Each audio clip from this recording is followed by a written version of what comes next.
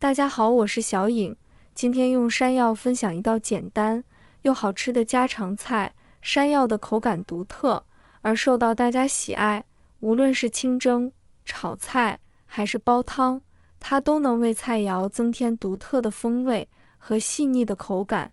今天去市场花了6块钱买一条山药，其实，在挑选山药时也有一些小技巧，我们一定要观察山药的表面。如果表面的须又多又密，说明它比较新鲜；反之，如果表面的须比较少，就表示它可能已经放置很久了。不知道朋友们是否有过类似的困扰？在处理山药时，如果不小心沾到汁液，皮肤上就会出现一些红点，奇痒难忍。虽然清洗很多遍也会感觉到痒，因此很多人不敢接触。这是因为山药的粘液中含有植物碱，而表皮则含有皂角素，接触皮肤后就会引起发痒。我们可以戴上手套处理山药，但如果家里没有手套的朋友，今天我就来教大家一个小技巧，让你在处理山药时手不会痒。我们先把山药用流动水多清洗一下，因为山药生长在泥土中，外皮上会有很多泥土。如果不清洗干净就去皮，泥土会粘在山药上，之后很难清洗掉。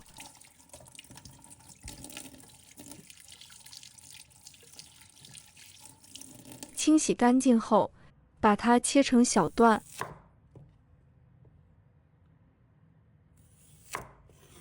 先将山药放在一旁备用。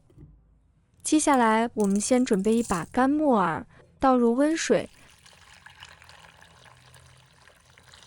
把木耳浸泡10分钟备用。接着准备起锅，倒入清水，把水煮开。水开后，我们先关火，然后将山药放入锅中，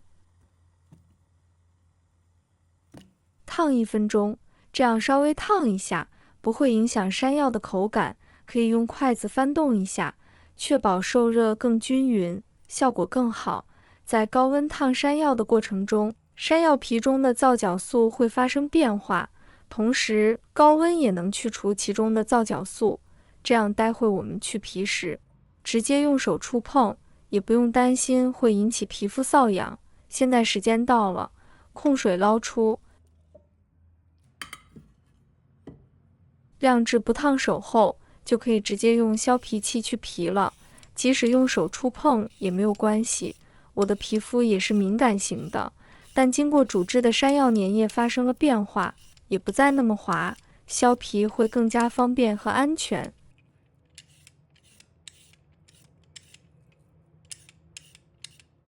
削好皮后，用斜刀把它切成小段，然后切成菱形块，尽量切的大小均匀一些，这样方便均匀受热。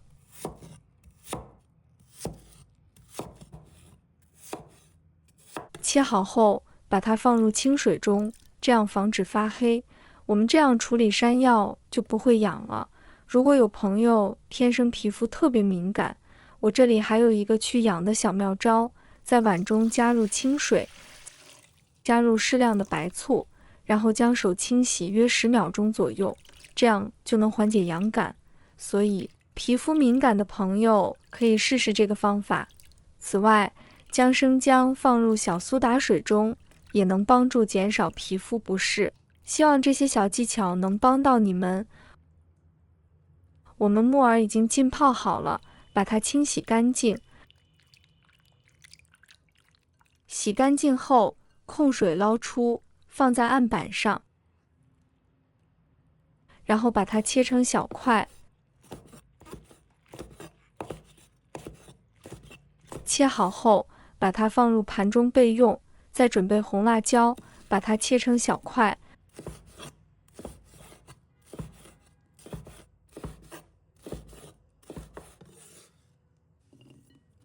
准备适量的西芹，把它切成小块。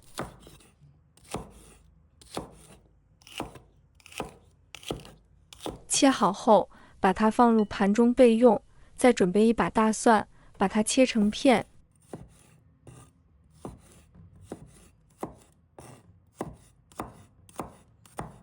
切好后，把它放入盘中备用。再准备一块五花肉，把它切成片。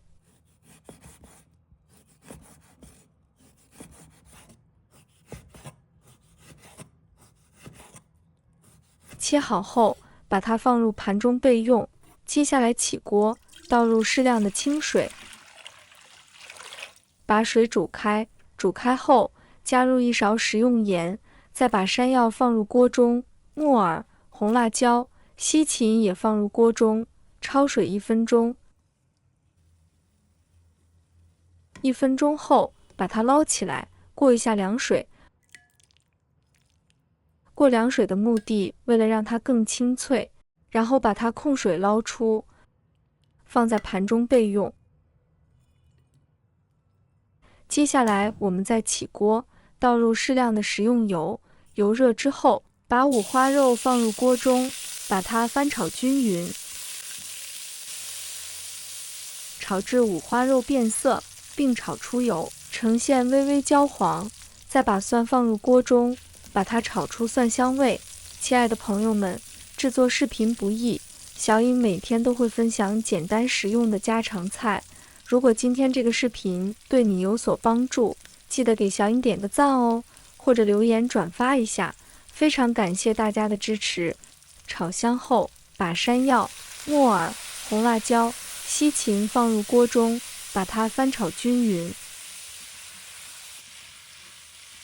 翻炒均匀后，加入一点点的食用盐，一点点的白糖提鲜，再加一点点的鸡粉。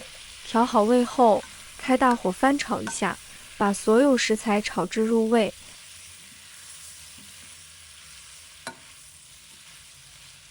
加入适量的水淀粉，勾成薄芡。勾好芡后，即可出锅，装入盘中。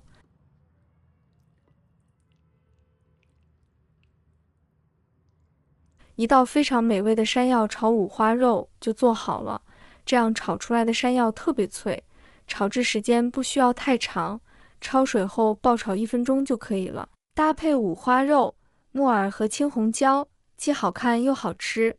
这一盘山药炒五花肉色泽诱人，香气四溢，脆嫩的山药与鲜香的五花肉相互交融，带来丰富的口感和层次感。每一口都让人感受到食材的鲜美与营养，简直是家庭聚餐的绝佳选择。喜欢的朋友记得点赞和收藏。如果想吃但不会做，随时都可以找到我。每天不知道吃什么，关注我，让您的家常菜丰富起来。好了，今天的视频就分享到这里，我们下期视频再见。